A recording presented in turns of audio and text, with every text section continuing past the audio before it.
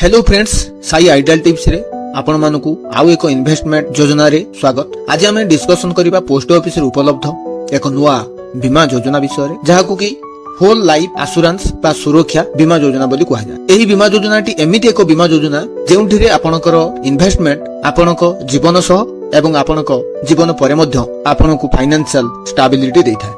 तेणु एही बीमा योजना रे बीमाधारी को 80 वर्ष बयस पूर्ण करिबा परे मैच्योरिटी राशि प्रदान करा जाइथाय बा बीमाधारी मृत्यु हेले एही बीमा योजना रे मध्य बीमाधारी रो परिवार को संचित राशि प्रदान करा जाइथाय। तेणु एही संपूर्ण जीवन बीमा बा होल लाइफ एश्योरेंस योजनाटी पोस्ट ऑफिस रे एमिति एक बीमा योजना जेउंटारे आपण खूब कम प्रीमियम दे एही बीमा योजना रो अधिक लाभ नै पारे। तेणु आसंतु डिस्कशन करिबा नुआ बीमा योजना रे मुख्य विशेषता गुडी को कोन अछि। एही होल लाइफ एश्योरेंस बीमा योजना रे आपण 19 वर्ष बयस रु एही बीमा रे निजको अंतर्भुक्त करि परिबे।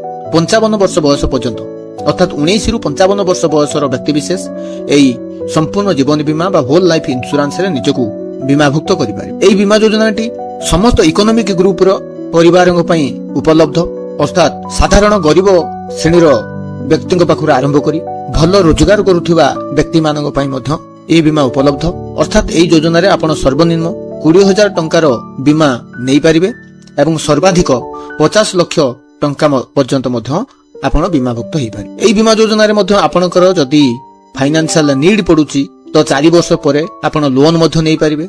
3 वर्ष परे चाहिले आपण एही बीमा योजना को बंद करिबा सरेंडर वैल्यू मध्य नै पारिबे। मात्र जदी 5 वर्ष पूर्व आपण सरेंडर करूचंती तो से क्षेत्र रे एही बीमा रे प्रदान कराउथवा बोनस आपनको मिलिबो नाही। जदी 5 वर्ष परे आपण सरेंडर करूचंती सरेंडर फैक्टर कैलकुलेशन हिसाब रे आपनको बोनस मध्य प्राप्त हेइथाय। आ एही योजना रे एक मुख्य सुंदर वैशिष्ट्य अछि, अर्थात जदी बीमाधारीटी चाहुनांती 80 वर्ष बयस पर्यंत बीमा को चलेबा पई एवं 80 वर्ष परे मैच्योरिटी नबा पई से क्षेत्र रे बीमाधारीटी 59 वर्ष बयस पर्यंत एही पॉलिसी को बा एही होल लाइफ इंश्योरेंस पॉलिसी को एंडोमेंट इंश्योरेंस पॉलिसी को बदलाई 60 वर्ष बयस रे मैच्योरिटी राशि नै पारिबे। अर्थात आपणकर एही बीमा योजना रो मैच्योरिटी आपनको 80 वर्ष हेले प्राप्त होइथाय बा 80 वर्ष मध्यरे जे कोनोसी समय बीमाधारीकर मृत्यु हुए से समय तांको परिवार को प्राप्त होय। किंतु बीमाधारीटी जदी चाहुचंती जे कि एही होल लाइफ पॉलिसी को 80 वर्ष पर्यंत न नै 60 वर्ष बयस रे मैच्योरिटी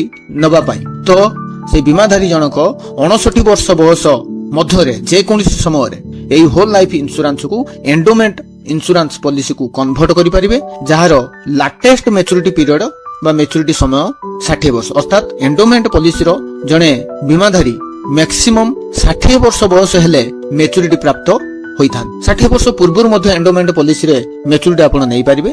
किंतु जदि होल लाइफ पॉलिसी आपण नैचंती एवं ताकू आपण 80 वर्ष पर्यंत न चले ता पूर्व मैच्योरिटी नवा पई चाहुचंती तो आपण 60 वर्ष बयस रे आपण ए बीमा योजना रो मैच्योरिटी नै पारिबे। सेति पई आपण को 60 वर्ष बयस होबा पूर्वरु ए होल लाइफ पॉलिसी को एंडोमेंट पॉलिसी को कन्वर्ट करिवा को पड़िबो, ताहाले आपण ए सुविधा पाइ। जदि आपण कन्वर्ट न करूचंती 60 वर्ष बयस रे ताल 80 वर्ष बयस पर्यंत ए पॉलिसीटी इनफोर्स रहिथाय एवं 80 वर्ष आपनकर हैला परे आपण मैच्योरिटी राशि पाइबे बा 80 वर्ष पूर्वरु जदि बीमाधारीकर कोनोसी समय रे डेथ हेइ होउची तो आपनकर परिवार बीमा राशि प्राप्त करिवे। एही होल लाइफ पॉलिसी रे आपनको प्रीमियम दबा पई आपनको चॉइस करिवा को पड़िबो। आपनकर बयस 55 वर्ष पर्यंत आपण प्रीमियम देई परिबे, 58 वर्ष बयस पर्यंत प्रीमियम देई परिबे एवं 60 वर्ष बयस पर्यंत आपण प्रीमियम देई परिबे। ता परे 80 वर्ष पर्यंत आपनको एही पॉलिसी रे कोनोसी प्रीमियम भरिवा को पड़िबो नाही। आपनकर पॉलिसी चालू रहिबो, आपनको लाइफ इंश्योरेंस कवर रहिबो। आपण 80 वर्ष हैला परे आपण मैच्योरिटी राशि प्राप्त हेबे बा जदि 80 वर्ष बयस पूर्व केबे आपनकर डेथ हे जाउची तो आपनकर परिवार को मैच्योरिटी राशि प्राप्त हे। एही बीमा योजना रो आउ एक सुंदर बेनिफिट्स जोटे अन्य कोनोसी बीमा रे नाही ता हला बोनस। अर्थात होल लाइफ इंश्योरेंस रे प्रति 1000 टंका इंश्योरेंस राशि उपरे वार्षिक 76 टंका बोनस प्राप्त हेता। अर्थात जदि आपण 50 लाख टंकार इंश्योरेंस नउचंती तो आपनकर वार्षिक बोनस 3,80,000 टंका हेता एवं आपण मैच्योरिटी रे एही बीमा योजना रे मोट बोनस 1,52 लाख टंका प्राप्त होइथांती एवं मोट मैच्योरिटी राशि आपण 2,02 लाख टंका पाइथांती जदि 80 वर्ष बयस पर्यंत आपण ए पॉलिसी को चालू करछन। जदि आपण 55 वर्ष बयस पर्यंत आपण प्रीमियम दउचंती तो ए होल लाइफ इंश्योरेंस रे आपण मोट मैच्योरिटी राशि 1,83 लाख टंका पाइबे। जदि आपण 58 वर्ष बयस पर्यंत आपण प्रीमियम दउचंती 1,94 लाख टंका आपण मैच्योरिटी पाउचंती एवं जदि आपण 60 वर्ष बयस पर्यंत आपण ପ୍ରିମିୟମ ପ୍ରଦାନ କରୁଛନ୍ତି ତ ଆପଣ 2,02,00,000 ଟଙ୍କା ଆପଣ ବେନିଫିଟ୍ସ ପାଉଛନ୍ତି ମ୍ୟାଚୁରିଟିରେ। ତେଣୁ ଏହି ବୀମା ଯୋଜନାରେ ଆପଣଙ୍କର ଇନଭେଷ୍ଟମେଣ୍ଟ ଆପଣଙ୍କୁ ସୁରକ୍ଷା ଦେବା ସଙ୍ଗେ ସଙ୍ଗେ ଆପଣଙ୍କ ଫ୍ୟାମିଲିର ଫାଇନାନ୍ସିଆଲ କ୍ରାଇସିସକୁ ଦୂର କରେ। ଅର୍ଥାତ୍ ଆପଣ ବଞ୍ଚିଥିବା ସମୟରେ ଯଦି 80 ବର୍ଷ ବୟସ ପର୍ଯ୍ୟନ୍ତ ବଞ୍ଚୁଛନ୍ତି ତ ଆପଣ ଏଇ ବୀମାର ମ୍ୟାଚୁରିଟି ରାଶି ପ୍ରାପ୍ତ ହୋଇ ଆପଣ ବେନିଫିଟେଡ୍ ହେଇପାରିବେ। ବା ଯଦି ଆପଣ 60 ବର୍ଷ ବୟସରେ ଆପଣଙ୍କୁ ଏଣ୍ଡୋମେଣ୍ଟ ଇନ୍ସୁରାନ୍ସକୁ କନଭର୍ଟ କରୁଛନ୍ତି ତ ଆପଣ ମ୍ୟାଚୁରିଟି ପ୍ରାପ୍ତ ହୋଇ ଏହି ବୀମା ଯୋଜନାର ଲାଭ ନେଇପାରିବେ।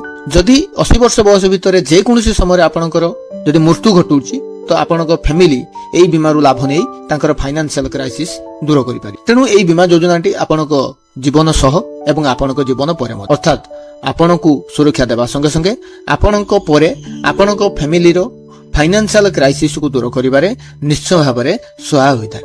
ଏବଂ ଏହି ବୀମା ଯୋଜନାରେ ଇନଭେଷ୍ଟମେଣ୍ଟ ଆପଣଙ୍କୁ ସୁହାଇଲା ଭଳି ଇନଭେଷ୍ଟମେଣ୍ଟ ଅର୍ଥାତ୍ କମ୍ ପ୍ରିମିୟମ ବହୁତ କମ୍ ପ୍ରିମିୟମ ଆପଣଙ୍କୁ ଦେବାକୁ ପଡେ।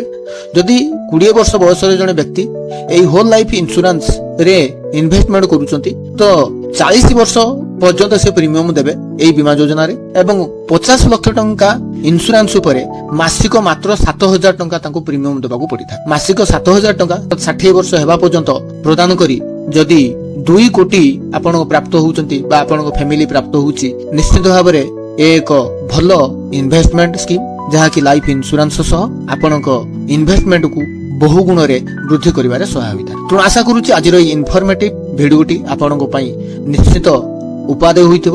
ଭିଡିଓଟି ଯଦି ଆପଣଙ୍କୁ ଭଲ ଲାଗିଥାଏ ନିଶ୍ଚିତ ଭାବରେ ଲାଇକ୍ କରନ୍ତୁ, ସେୟାର କରନ୍ତୁ, ବହୁ ମାତ୍ରାରେ ସବସ୍କ୍ରାଇବ କରନ୍ତୁ। ଆଗାମୀ ଦିନରେ ପୋଷ୍ଟ ଅଫିସରେ ଉପଲବ୍ଧ ଏଇଭଳି ବିଭିନ୍ନ ପ୍ରକାର ବୀମା ଯୋଜନାକୁ ନେଇ ସିରିଜ ଆସିବ ସାଇ ଆଇଡିଆଲ ଟିପ୍ସ। ତେଣୁ ଏଇଭଳି ସୁନ୍ଦର ସୁନ୍ଦର ଇନଭେଷ୍ଟମେଣ୍ଟ ସ୍କିମ୍ ବିଷୟରେ ଜାଣିବା ପାଇଁ ଯୋଡ଼ି ରୁହନ୍ତୁ ସାଇ ଆଇଡିଆଲ ଟିପ୍ସ ସହ। ସେ ପର୍ଯ୍ୟନ୍ତ ଧନ୍ୟବାଦ, ଥ୍ୟାଙ୍କ ୟୁ।